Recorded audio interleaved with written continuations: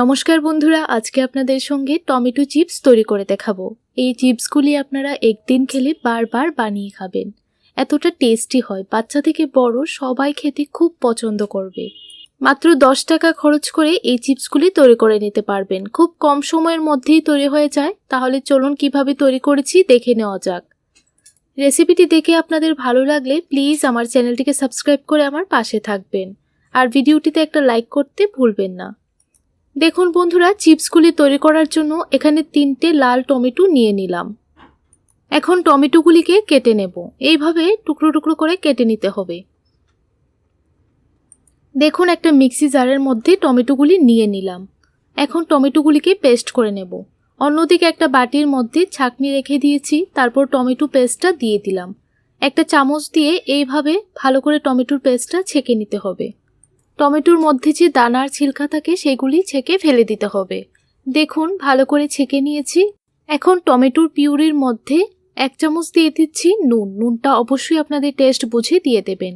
1 চামচ দিয়ে দিচ্ছি লঙ্কা গুঁড়ো আর 1 চামচ দিয়ে দিচ্ছি চাট মশলা। এখন সবগুলি মশলা ভালো করে টমেটোর পিউরির সঙ্গে মিশিয়ে নিতে হবে। এখন দিয়ে দিচ্ছি 1 কাপ আটা। আমি আটা দিয়ে চিপসটা তৈরি করব, আপনারা চাইলে এখানে ময়দাও ব্যবহার করতে পারেন।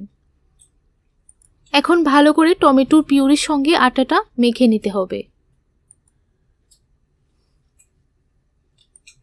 যদি একটু নরম মনে হয় তাহলে আরেকটু আটা অ্যাড করতে পারেন। এখন হাত দিয়ে ডলে ডলে এইভাবে 2 থেকে 3 মিনিট মেখে নিয়েছি। এখন 10 মিনিটের জন্য রেস্টে রেখে দেব। 10 মিনিট পর একটা ছুরি দিয়ে আটার ডোটাকে এইভাবে কেটে নিচ্ছি। এখানে আমি 5টা লেচি কেটে নিয়েছি। এখন একটা লেচি নিয়ে রুটির আকারে বেলে নেব। অল্প একটু আটা উপরে ছড়িয়ে দিয়েছি। রুটিটাকে মোটামুটি মিডিয়াম করে বেলে নিতে হবে, যেন খুব বেশি পাতলাও না হয় আবার মোটাও না হয়। এখন একটা চাকু দিয়ে রুটির ধারগুলিকে কেটে দিতে হবে। এখন একটা পিৎজা কাটার দিয়ে এইভাবে লম্বা লম্বা করে কাটতে হবে আর সাইডের এই ধারগুলিকে কেটে বাদ দিয়ে দিতে হবে। এখন একটা টুকরো নিয়ে নেব। দেখুন বন্ধুরা, একটা টুকরো নিয়ে নিলাম। এখন টুকরোগুলিকে এইভাবে ট্রায়াঙ্গেল শেপে কেটে নিচ্ছি। এভাবে কাটলে কিন্তু চিপসগুলি একদম দোকানের মতো মনে হবে। একইভাবে সবগুলি টুকরো কেটে নেব।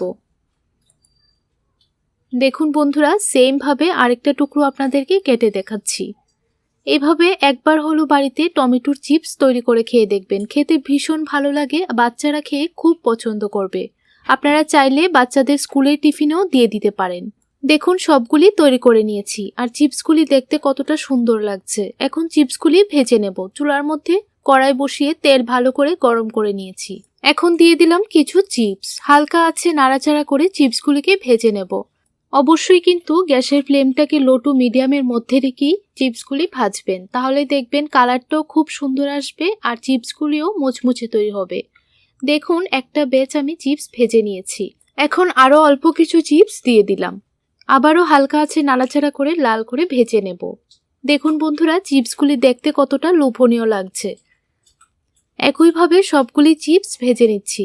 আপনাদের কাছে রেসিপিটি কেমন লাগলো অবশ্যই কমেন্ট করে জানাবেন। ভালো লাগলে আমার এই ছোট্ট চ্যানেলটিকে সাবস্ক্রাইব করে আমার পাশে থাকবেন। আপনাদের ভালোবাসার সাপোর্ট পেলে আমি অনেকটা দূর এগিয়ে যেতে পারবো। দেখুন সবগুলি চিপস ভেজে নিয়েছি। এখন একটা বাউলের মধ্যে নিয়ে নিচ্ছি। এখন চিপসগুলিকে একটু নামকিন তৈরি করার জন্য অল্প একটু বিট নুন দিয়ে দিলাম আর দিয়ে দিচ্ছি একটা ম্যাজিক মশলা। বাচ্চারা যদি ঝাল খেতে পছন্দ করে তাহলে অল্প একটু লঙ্কা গুঁড়ো অ্যাড করতে পারেন। এখন হাত দিয়ে খুব ভালো করে মিশিয়ে নিতে হবে।